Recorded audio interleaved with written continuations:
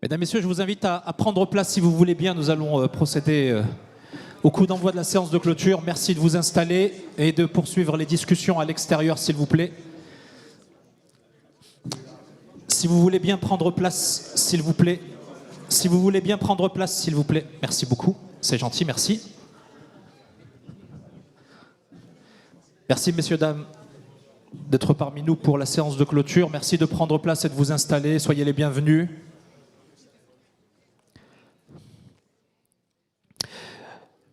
Tout au long de cette journée, on a pu voir la force et la puissance de la diaspora, ou devrais-je dire des diasporas, la manière dont ces diasporas contribuent au développement de leur pays, le lien aussi qui existe de façon parfois assez inexpliquée, ce lien de cœur, ce lien d'histoire, ce lien sentimental, familial, ce lien d'espoir aussi, de pouvoir développer un business peut-être plus facilement dans le pays de ses racines.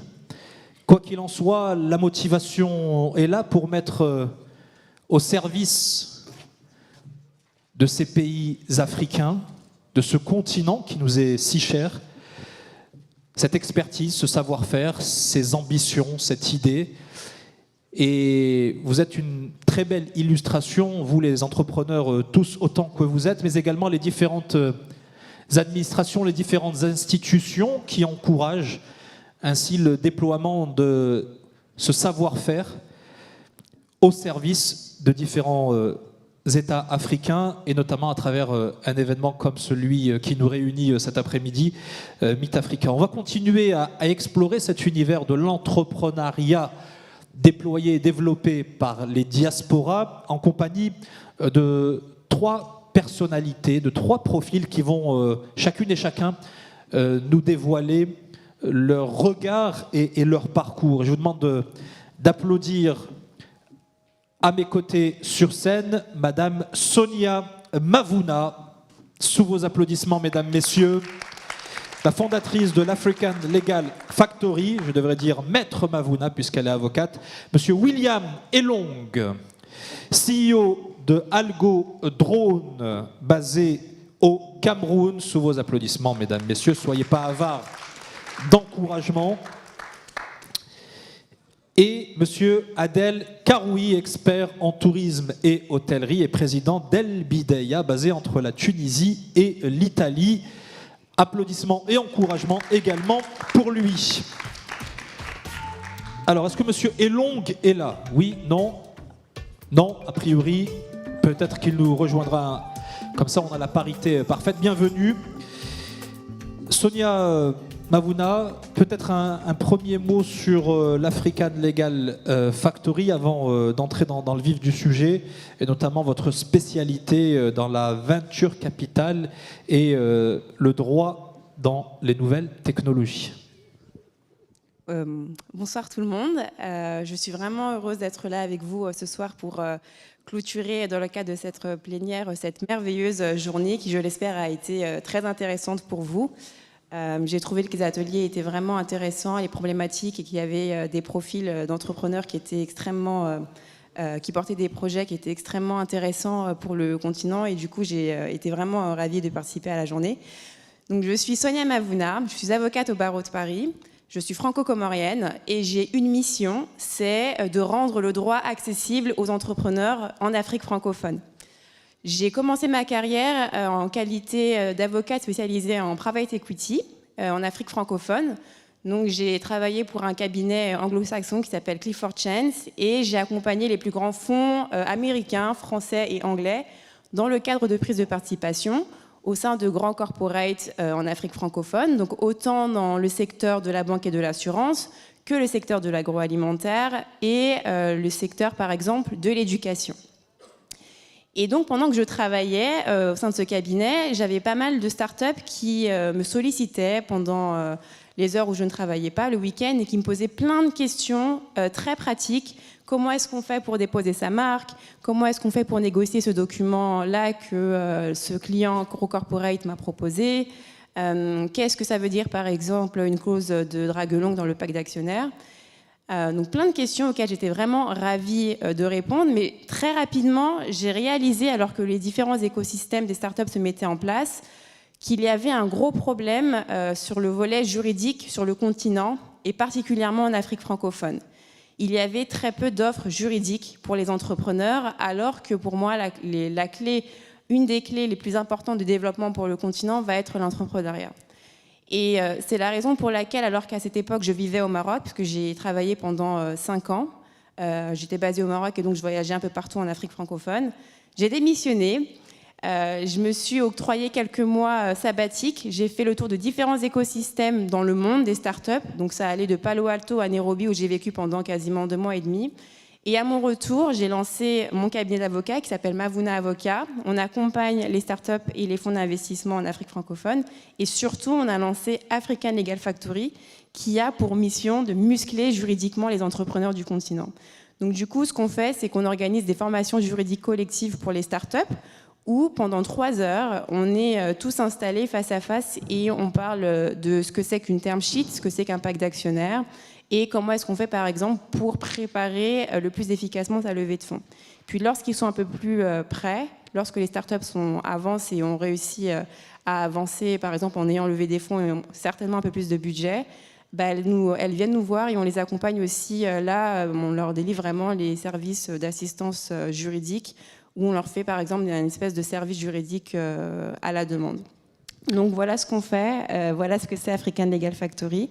Et vraiment, pour résumer, c'est vraiment une plateforme multiservice qui a pour objectif de délivrer toute l'assistance juridique dont les entrepreneurs ont besoin en Afrique. Et sur la base effectivement de votre expertise, de votre parcours, du regard que vous portez sur les différentes expériences et les différents projets que vous avez pu accompagner, vous nous direz quels sont les prérequis lorsqu'on souhaite en tant que start-up notamment s'investir sur le continent africain.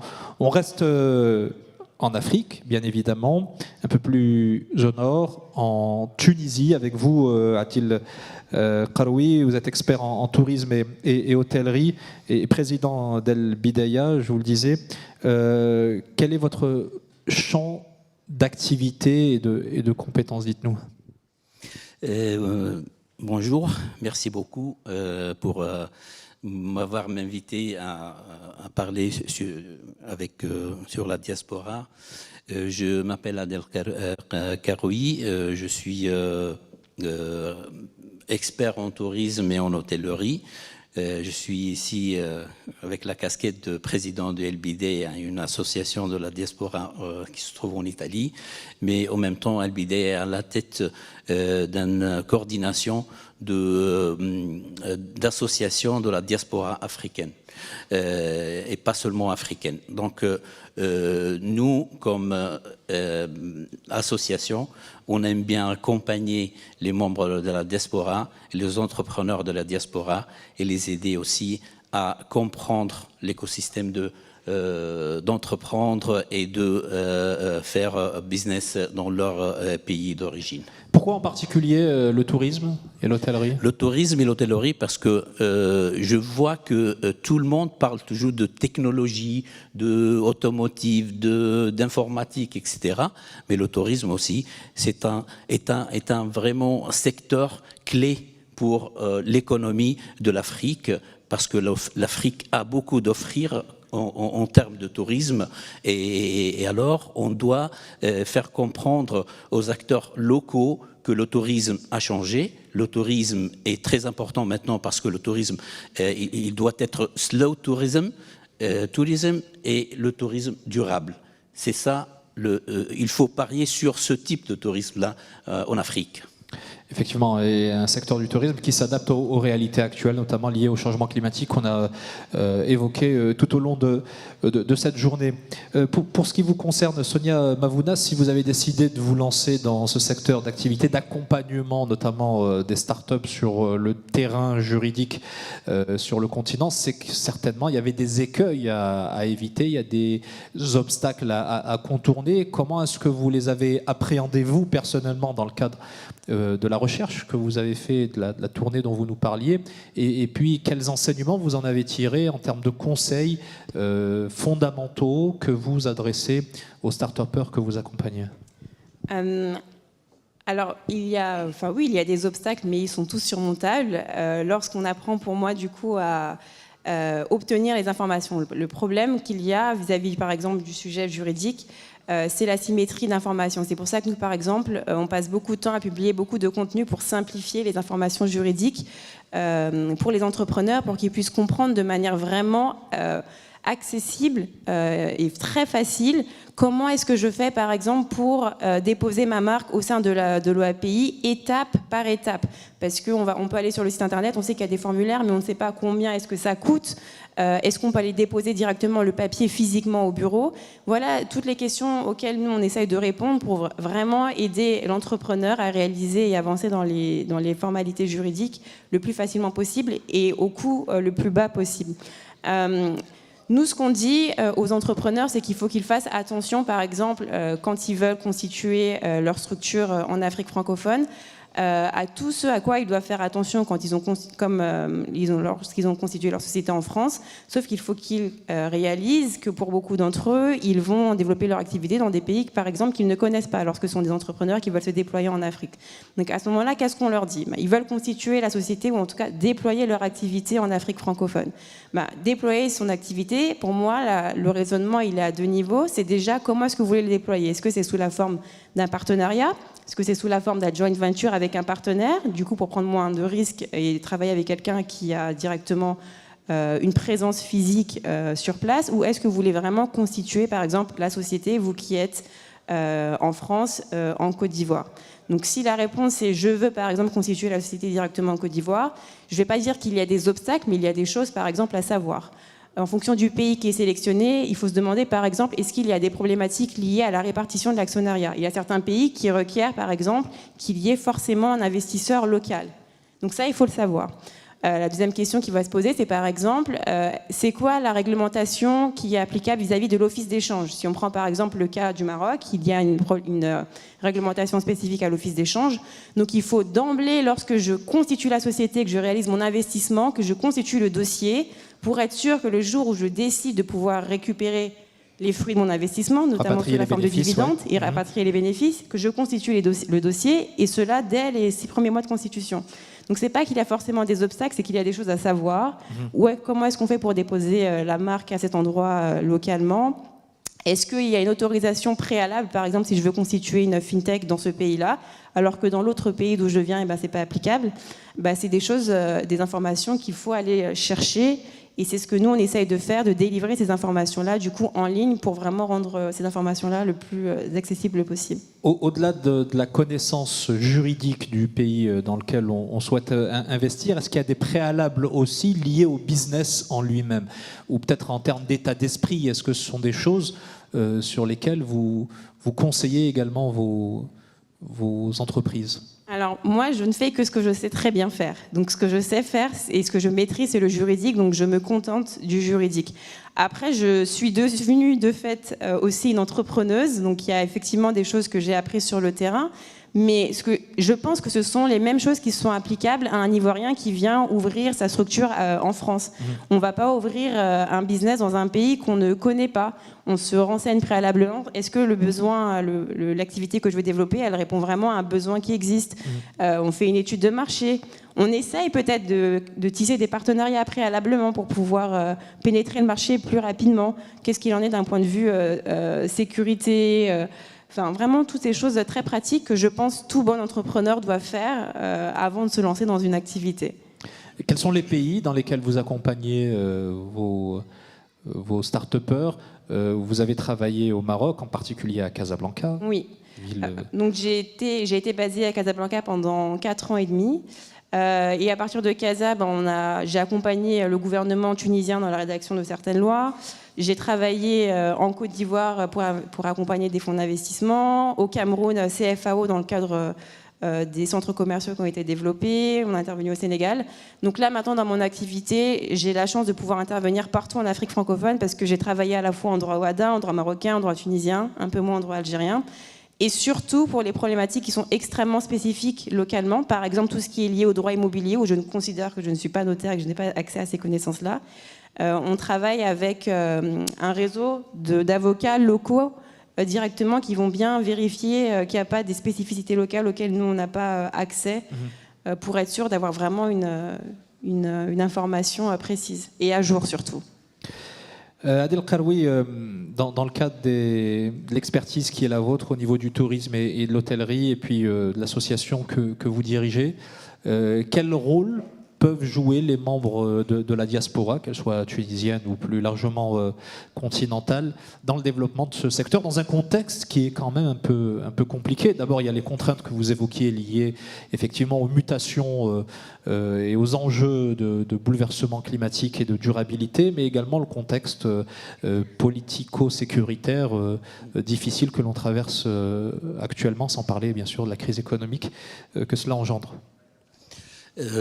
Comme expert, j'ai fait à peu près mon expérience de 35 ans en Italie, dans une région connue comme un tourisme gastronomique, un tourisme durable.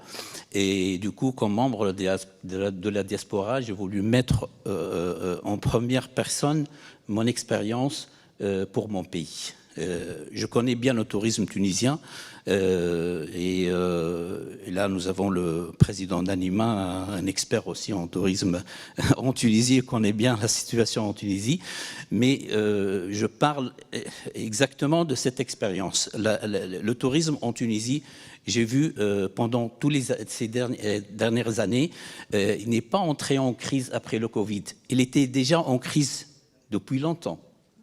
Parce que le tourisme n'a jamais essayé de se renouveler et il n'a pas cherché d'avoir plus de tourisme alternatif en Tunisie. En sachant que la Tunisie est un pays très riche, c'est une région interne très riche, et il peut offrir vraiment des produits extraordinaires. Donc, premièrement, comme membre de la diaspora, j'ai voulu aider le tourisme et investir dans le tourisme, comment investir en accompagnant les entrepreneurs à le faire comprendre comment faire un tourisme alternatif au tourisme balnéaire. Donc le tourisme, c'est très intéressant, c'est très important pour les économies de ces pays, surtout la Tunisie maintenant. La Tunisie n'a pas su vraiment profiter des années dernières pour avoir un tourisme plus adapté pour une clientèle toujours exigeante. Donc le défi, c'est que aussi de parler avec les membres de la diaspora en Europe, en Italie, et les faire comprendre l'investissement dans le secteur du tourisme est très important. Au lieu de faire le transfert d'argent juste pour la famille, pour des raisons économiques seulement, mais il faut avoir des investissements dans le tourisme durable et écotourisme. Et justement, cet appel que vous lancez à la diaspora, notamment tunisienne, est-ce qu'il est entendu? Est-ce que vous avez pu mobiliser des projets qui se sont concrétisés ou qui sont en cours d'étude? Si vous avez des exemples peut-être là-dessus. On a bien mobilisé la diaspora. On a eu des projets qui sont déjà concrétisés dans les régions internes de la Tunisie. Et aussi, j'ai eu les demandes de la part d'autres entrepreneurs locaux de la Tunisie, dans la région de Tataouine, par exemple, Sbit, la Gafsa Silienne, qui veulent exactement profiter de mon expérience et pour leur faire comprendre comment évaluer le tourisme, l'importance du tourisme, le potentiel tourisme dans ces territoires. Est-ce que vous mettez en contact également des membres de la diaspora avec des opérateurs économiques locaux? On fait ça et on cherche aussi de créer des petits tours opérateurs bien spécialisés dans ce type de tourisme parce que c'est complètement différent du tourisme balnéaire. Donc, et c'est un tourisme aussi qui peut donner la possibilité aux acteurs locaux de leur donner de la richesse, de changer leur mode de vie aussi et de bien améliorer leur situation de vie. Effectivement, et contribuer ainsi au développement du pays. Une dernière question pour chacun d'entre vous. Qu'est-ce qui fait la spécificité, je commence avec vous, Sonia Mavouna, de la diaspora? S'il y avait un trait de caractère, un élément qui sort peut-être de l'ordinaire, quel serait-il? Parce que ce n'est pas anodin. Si on dédie tout un événement comme le Meet Africa aux diasporas africaines, c'est qu'il y a quelque chose à en tirer. C'est qu'il y a des traits de caractère qui sont différents de ce que l'on peut trouver, sans que ce soit d'ailleurs meilleur ou moins bien, mais il y a une spécificité. D'après vous, quelle est-elle? Alors, je vais être très romantique, mais je vais dire c'est son amour. Oui. C'est l'amour que la diaspora a pour le continent, malgré toutes les difficultés qu'il peut y avoir pour les transferts d'argent, etc. Je pense que la diaspora africaine est quand même... alors moi, comme je le disais, je suis franco-comorienne, je reviens tout droit des îles Comores. Et donc du coup, les îles Comores, en tout cas l'île dont je viens, la Grande Comore, elle est financièrement extrêmement dépendante de la diaspora. Vraiment, il y a un taux de chômage qui est extrêmement élevé. Et l'île est extrêmement dépendante de la diaspora. Mais c'est parce que les gens de la diaspora...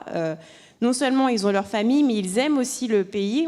Tout le monde aime la France et le pays d'où il vient, mais on n'oublie pas également le pays d'où on vient en général. Je pense que c'est une diaspora qui est quand même très enracinée, qui est très attachée aussi à son histoire, et du coup elle n'abandonne pas du tout le terrain d'où elle vient. Donc pour moi c'est vraiment très sentimental, c'est sentimental et c'est aussi très identitaire. On n'oublie pas d'où on vient, et donc du coup on veut aussi aider à développer les personnes qui sont encore là-bas. Merci pour cette approche très romantique.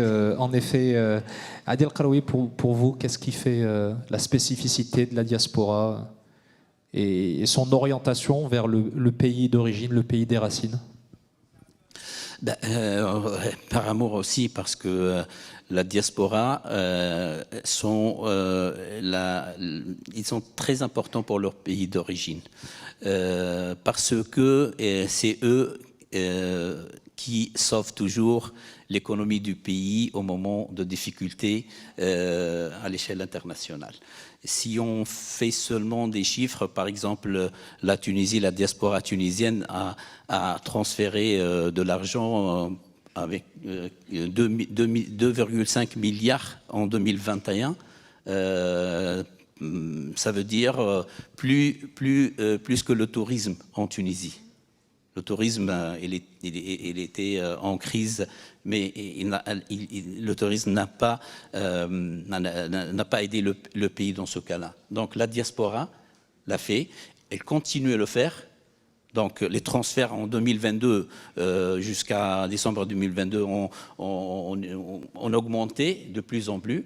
Donc on cherche toujours de travailler avec eux et de leur donner aussi la possibilité d'investir au lieu de transférer seulement l'argent juste pour des raisons économiques. Absolument. Merci beaucoup Adil Karoui. Je rappelle que vous êtes expert en tourisme et hôtellerie et président de El Bidaya. Et merci infiniment à Sonia Mavouna, fondatrice de l'African Legal Factory. On les applaudit très fort. Je vous laisse regagner la salle. On va poursuivre dans cette dynamique en compagnie d'une personnalité qui va nous rejoindre et qui va également nous parler de cette mobilisation, de cet attrait très particulier de la diaspora, notamment en Côte d'Ivoire. J'appelle à mes côtés, sous vos applaudissements, mesdames, messieurs, le professeur Adama Katié-Nefoua Ouattara, directeur de la mobilisation des compétences et des ressources de la diaspora en Côte d'Ivoire. Professeur, bienvenue. Ravi de vous accueillir. Si vous le voulez bien, on va rester debout devant l'assistance. Et je vous invite à vous approcher du bord de scène. Peut-être dans un premier temps, cette mobilisation de la diaspora ivoirienne, en quoi ça consiste exactement? La mobilisation de la diaspora ivoirienne est une exigence de l'État de Côte d'Ivoire depuis le 26 mai 2011, après l'appel du président de la République envers la diaspora afin qu'elle puisse participer à la contribution de l'effort de développement du pays, l'État de Côte d'Ivoire a compris l'importance de notre diaspora. Mobiliser notre diaspora, c'est rassembler les énergies, c'est appeler, mettre en place un dispositif qui permette à notre diaspora de mieux s'intégrer dans le paysage économique et social. C'est dans ce sens que l'État de Côte d'Ivoire a mis en place, après la direction des Ivoiriens de l'extérieur, la direction générale de la diaspora, pour montrer l'importance pour l'État de préciser un ministère, le ministère d'État, ministère des Affaires étrangères, de l'intégration africaine et de la diaspora, pour mettre en place un dispositif qui tourne autour d'une mobilisation générale, une mobilisation nationale. Un cadre national de concertation sur toute la dynamique, sur tout le système, toute la stratégie pour mieux mobiliser les compétences, mais aussi les ressources de la diaspora. Mettre en place des outils qui vont permettre à notre diaspora de mieux s'intégrer dans le tissu social, dans le tissu économique, en relation, en accord avec, par exemple, le CPC, qui est le Centre pour la promotion des investissements en Côte d'Ivoire, avec le GUD, qui est le guichet unique, le développement des entreprises en Côte d'Ivoire, avec la douane, avec tout le monde. Mettre en place un dispositif qui va faciliter la diaspora dans ses actions de promotion, dans ses actions d'intégration économique. En vous écoutant, je ne peux pas m'empêcher de faire le parallèle qui existe, et peut-être ça fait partie de ces similarités, c'est pour ça qu'on parle des diasporas africaines, le parallèle qui existe avec ce qui est fait par exemple au Maroc, pays que je connais un petit peu, puisque je suis moi aussi de cette diaspora marocaine, et on animait tout à l'heure, on participait tout à l'heure à l'atelier Maroc. Effectivement, ce sont les mêmes outils, ce sont les mêmes actions qui sont entreprises.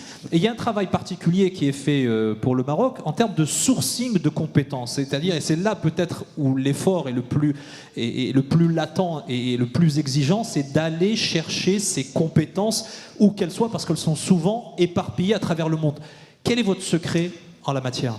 En Côte d'Ivoire, notre secret, c'est de se fonder sur les relations sud-sud d'abord. Le Maroc est un modèle de développement au niveau de la mobilisation des compétences. Nous nous appuyons sur le modèle marocain pour l'implémenter à notre pays, la Côte d'Ivoire. Nous nous appuyons sur le modèle sénégalais, le modèle malien, qui a une expérience, une histoire. La Côte d'Ivoire a opté pour le modèle de recruter, de chercher les compétences où elles se trouvent, mais surtout de mettre un outil interactif, mettre les compétences en relation avec les réalités de la Côte d'Ivoire, mettre les compétences en relation avec les entreprises, mettre nos compétences en relation avec la société civile, mettre nos compétences en relation avec le secteur public, afin que notre diaspora soit à même de prendre sa place dans le développement. Le plus important pour nous, le langage, le discours, c'est un discours qui incite, qui appelle notre diaspora à saisir les opportunités que le pays offre. La Côte d'Ivoire offre aujourd'hui des opportunités et notre diaspora doit pouvoir saisir ces opportunités-là. Et nous sommes d'accord que le système public doit mettre en place toutes les conditions pour faciliter cette contribution de notre diaspora au développement de la Côte d'Ivoire. Alors vous mettez en place les outils et les mécanismes nécessaires avec les efforts induits que cela implique, mais est-ce que cette diaspora, elle répond à l'appel que vous lui lancez, et de quelle manière est-ce qu'elle y répond ? Oui, la diaspora ivoirienne est très intéressée. Elle est très intéressée. Elle réagit à travers des projets entrepreneuriaux. La diaspora ivoirienne a besoin d'informations. Je pense que le rôle de l'État, c'est de créer les conditions. Nous avons beaucoup de projets. Dans le cadre de Meet Africa, nous avons pratiquement plus de 25 projets qui ont été retenus. Et nous profitons de l'occasion pour remercier Expertise France, remercier Anima, remercier Meet Africa pour l'impulsion que ça nous donne. ça impulse le développement de ces projets-là. Donc la Côte d'Ivoire aujourd'hui a beaucoup de projets, dans tous les domaines, l'agriculture, des projets qui interviennent dans le développement durable, la transformation des déchets plastiques. Nous avons des jeunes Ivoiriens de la diaspora qui, en Côte d'Ivoire, ouvrent des structures pour la transformation des déchets en outils, en kits scolaires, par la technologie que notre diaspora a pu acquérir en Occident. Cette tribune, c'est l'occasion aussi d'adresser encore plus un message à cette diaspora. Ça sera ma dernière question. Qu'est-ce que vous pourriez lui dire cet après-midi sur la base de tout ce que vous avez pu entendre, voir et constater au cours de cette journée du Meet Africa? Je vais faire comme ma déventrice, je vais exprimer l'amour que la Côte d'Ivoire a pour ses enfants. C'est d'exprimer le besoin de retrouver les origines. C'est de dire à notre diaspora que la Côte d'Ivoire attend de ses enfants une contribution pour le meilleur développement de son pays.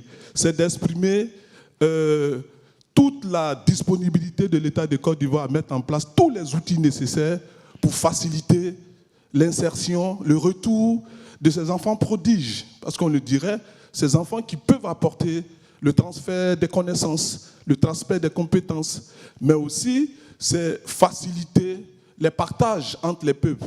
Changer avec le Maroc, échanger avec le Sénégal, avec le Mali, toutes les expériences qui sont connues.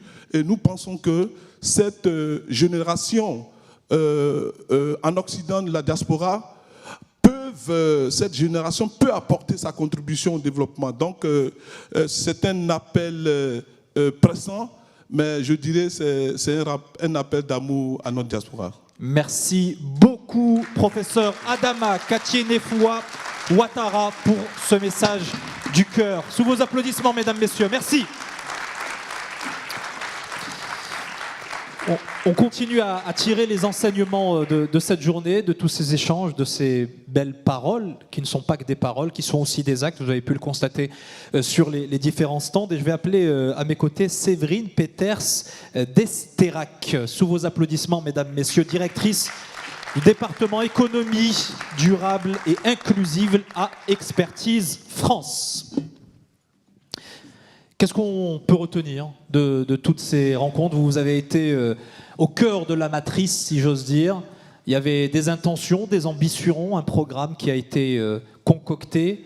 Au final, à quoi a-t-on abouti? C'est une question que j'aurais bien aimé poser à tous et à toutes ici, parce que finalement, c'était surtout pour vous qu'on l'a fait, cette journée. C'était une longue journée, une belle journée, je pense, hein, qui a été ouverte par la secrétaire d'État auprès de la ministre, donc qui s'était déplacée pour ça, ouverte également par notre directeur général, en présence d'ambassadeurs, en présence de ministres, en présence de beaucoup de monde. Une journée qui a été riche, avec beaucoup de plénières, qui ont donné des informations sur les opportunités que vous pouvez trouver, sur les outils, sur les moyens de financement. Alors je n'ai pas assisté à toutes, hein, mais c'est vrai que pour là où j'ai pu être présente, beaucoup d'enseignements intéressants. Beaucoup d'ateliers. Alors des ateliers pays, j'ai entendu dire qu'ils avaient eu beaucoup de succès, des ateliers sectoriels aussi.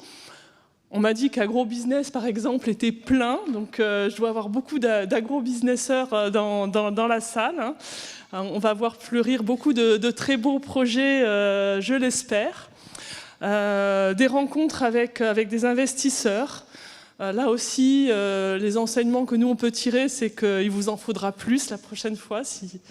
J'ai entendu dire qu'il y avait eu beaucoup de monde. Des rencontres entre vous, j'espère. Et puis notre secrétaire d'État, ce qui est quand même à signaler, devait partir à 11h et elle est partie à 15h. Elle a fait 5 heures de déambulation dans les couloirs, à parler avec tous et toutes. Vraiment, je pense que ça a étonné tout le monde parce qu'elle n'a pas fait du tout de séparation, de dire bon, je vais parler vraiment des étudiants aux entrepreneurs, aux acteurs institutionnels.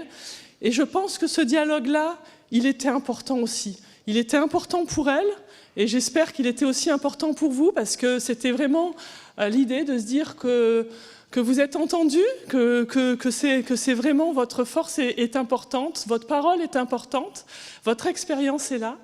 Et donc voilà, je pense que c'est une très très belle journée, beaucoup d'enseignements et voilà, je suis très très fière que ça a pu se dérouler ainsi. Et voilà, on va finir en beauté, je crois, voilà, avec l'intervention de quelqu'un qui nous est tous très cher quand on travaille dans l'entrepreneuriat. Merci beaucoup Séverine Peters d'Esterac, directrice département économie durable et inclusive à Expertise France. Expertise France donc qui a organisé cet événement en compagnie de Anima. Et à ce titre, j'appelle à mes côtés, sous vos applaudissements, mesdames, messieurs, monsieur Emmanuel Noutari, délégué général de Anima Investment Network, pour également une restitution, les impressions par rapport à cet événement que vous avez construit, étape après étape. Le résultat est là. On va poser la question. Est-ce que vous avez passé une bonne journée? Bon. Alors ça, c'est une bonne nouvelle. Préparé, hein. Je ne vais pas préparer, mais non, vraiment, j'ai pas mes chauffeurs de salle. Non, tout va bien. Donc voilà, non, mais je crois qu'on a passé une bonne journée. Il y avait énormément d'activités aujourd'hui. Quand on a démarré cette plénière, il y a une demi-heure, il n'y avait personne dans la salle parce que tout le monde était encore sur les stands à réseauter. Il y avait encore des ateliers qui étaient pleins.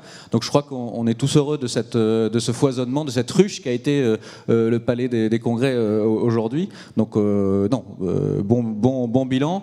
Je veux remercier vraiment la Commission européenne, l'Agence française de développement de faire qu'on est là aujourd'hui pour cet événement parce que on parle pas toujours de la migration de façon très positive et là avec Meet Africa, avec ce sujet des entrepreneurs de la diaspora, c'est une manière extrêmement positive de parler de la migration et c'est important de le faire et c'est important de continuer à soutenir ces initiatives-là. Donc effectivement très heureux de cette journée-là. J'ai encore plein de remerciements à faire si vous me le permettez. Je vous en prie. Voilà. Je remercie bien sûr Expertise France qui nous fait confiance dans ce projet en tant que partenaire et qui s'est fait mener par le bout du nez pour réaliser ce gros événement qui nous a suivis. Et merci de nous avoir fait confiance pour ce gros événement. Je voudrais remercier, et je vous demande de les applaudir, toute l'équipe de Classe Export qui est notre prestataire qui nous a accompagnés avec un grand professionnalisme pour toute cette journée, parce que vous imaginez qu'un événement comme ça, on était plus de 3000 aujourd'hui, c'était considérable à organiser, donc ils ont été très pros. Donc je remercie Fabien, Marc, Marie-Laure qui a coordonné tout, Marine, Léa, je vous demande de les applaudir s'il vous plaît. Voilà, et puis je remercie mon équipe qui a aussi travaillé aux côtés de Classe Export, Virginie, Lauriane, Manon, Oriane, Mam, qui étaient là, et je vous remercie de les applaudir aussi. Voilà pour mes remerciements, je crois que j'ai rien oublié. Et si, je remercie bien sûr tous les partenaires, les sponsors, les institutions des pays qui ont pris des stands, tous ceux qui ont exposé dans l'événement. Vraiment, cet événement, on l'a co-construit depuis le début et vraiment merci à tous d'être venus en appui de ce forum. Merci à vous, Emmanuel Noutari, délégué général de Anima Investment Network, pour l'organisation de ce Meet Africa. Alors, pour clore cette session et cette journée, avant de se retrouver un petit peu plus tard de manière beaucoup plus informelle, je vous demande de faire vraiment un triomphe pour le discours de clôture à monsieur Papa Amadou Sarr, directeur exécutif du département mobilisation, partenariat et communication à l'AFD, et il va nous donner son regard. Le voici, bienvenue. Je vous invite à rejoindre le pupitre, votre regard effectivement sur ce qu'on vient d'évoquer, l'importance des diasporas sur la base de votre parcours, des différentes institutions dans lesquelles vous avez travaillé, en particulier le rôle joué par l'Agence française de développement. La scène est à vous, Monsieur Sarr. Merci beaucoup. Alors, je pense que je ne vais pas être très long. Quelques mots pour dire un grand merci à toutes et à tous de rester jusqu'à 18h. Puis je pense qu'il y a un cocktail plus tard. Et je crois que les équipes d'Expertise France vous ont prévu une soirée dansante Paris by Night ce soir. N'est-ce pas, Séverine? Alors, je pense que la secrétaire d'État a chauffé la salle ce matin. Jérémy, tout le monde y est passé. Et bien entendu, notre présentateur vedette. Et je vais juste essayer de faire un plaidoyer, un témoignage et remercier chacun et chacune d'entre vous pour votre présence à Paris, à la Porte-Maillot, toute cette journée, je dirais, tous ces 4 jours, parce que je crois que certains d'entre vous sont là depuis le 8. Et j'espère que ces interactions, ces travaux, ces échanges vous ont été fort utiles. Je voudrais aussi saisir cette occasion pour remercier nos partenaires de l'Union européenne qui travaillent avec nous sur ce programme en cofinancement avec Expertise France, le groupe Agence française de développement qui est représenté dans le cadre de Meet Africa à travers Expertise France, son directeur général, vous l'avez vu ce matin, je ne vais pas revenir sur ce qu'il a dit, et ses formidables collègues qui ont fait un travail remarquable. Je pense que vous avez été totalement satisfaits, sinon vous pouvez adresser vos plaintes et réclamations à l'AFD, on va voir ce qu'on pourra faire. N'est-ce pas, Séverine?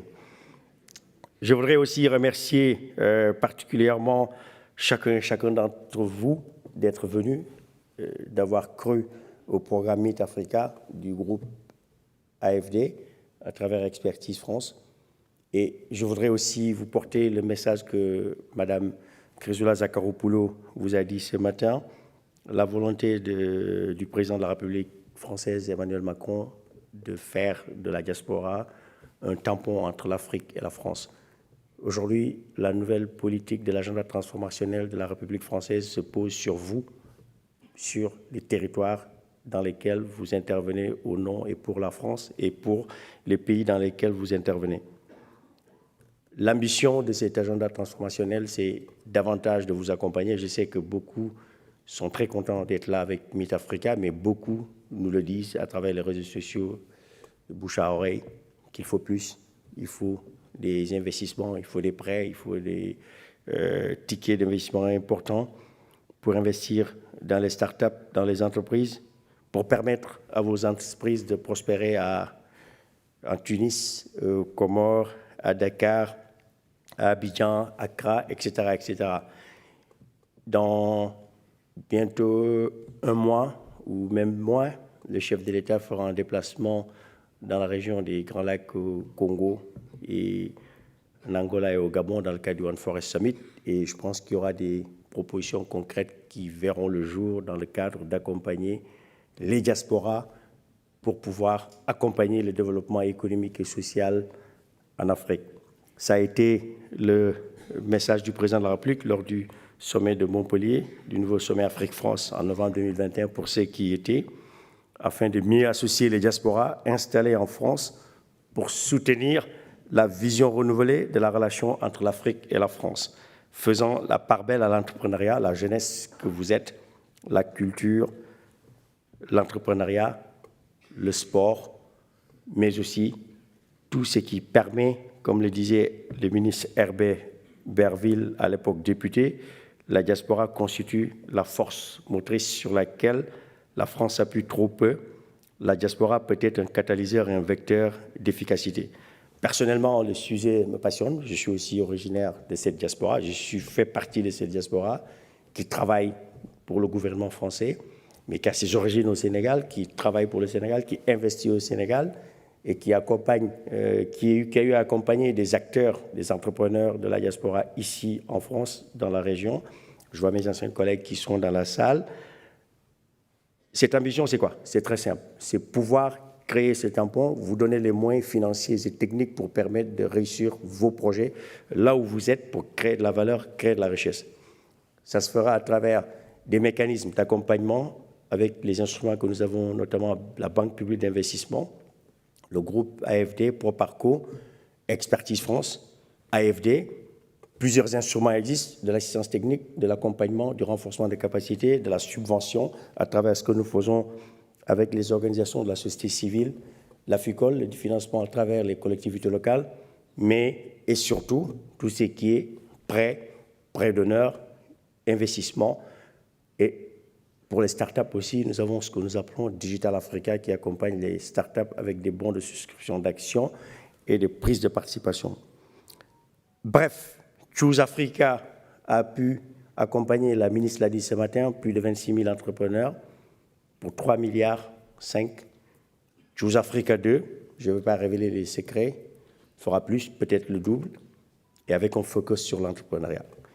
Et le travail que le président de la République française veut faire, c'est de mettre cette diaspora, cette jeunesse au cœur des relations France-Afrique, Europe-Afrique, pour un développement harmonieux des deux continents ou pays et continents, dirais-je, parce que nous travaillons avec l'Europe sur ce projet.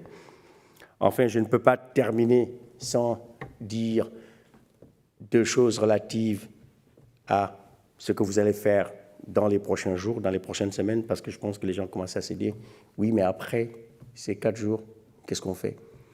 Je pense que si on faisait un sondage dans la salle, ce que vous cherchez le plus aujourd'hui, c'est les euros. On est d'accord? N'est-ce pas? C'est du blé.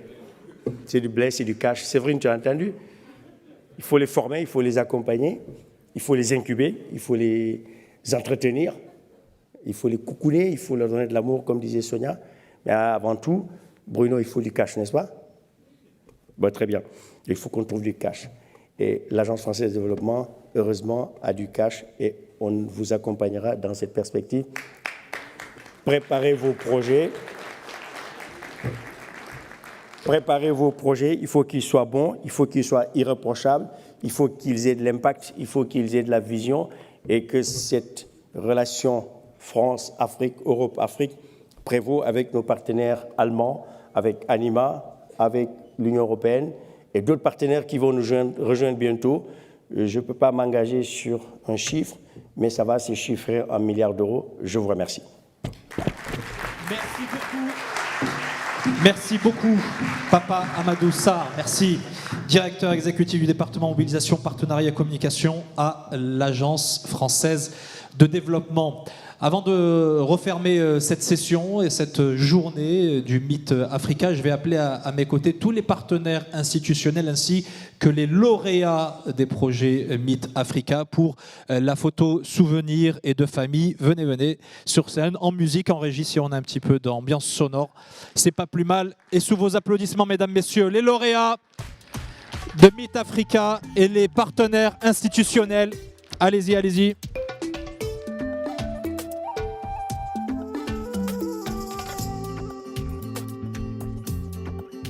Je vous en prie, en milieu de scène, pour la photo.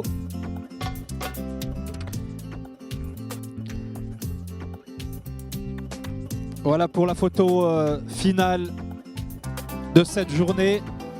L'occasion de vous remercier infiniment pour votre attention, pour vos différentes contributions en tant que panélistes, experts, intervenants, animateurs, modérateurs. Toute la technique. Et je terminerai avec un mot d'ordre. Vive l'Afrique. Merci mesdames, messieurs.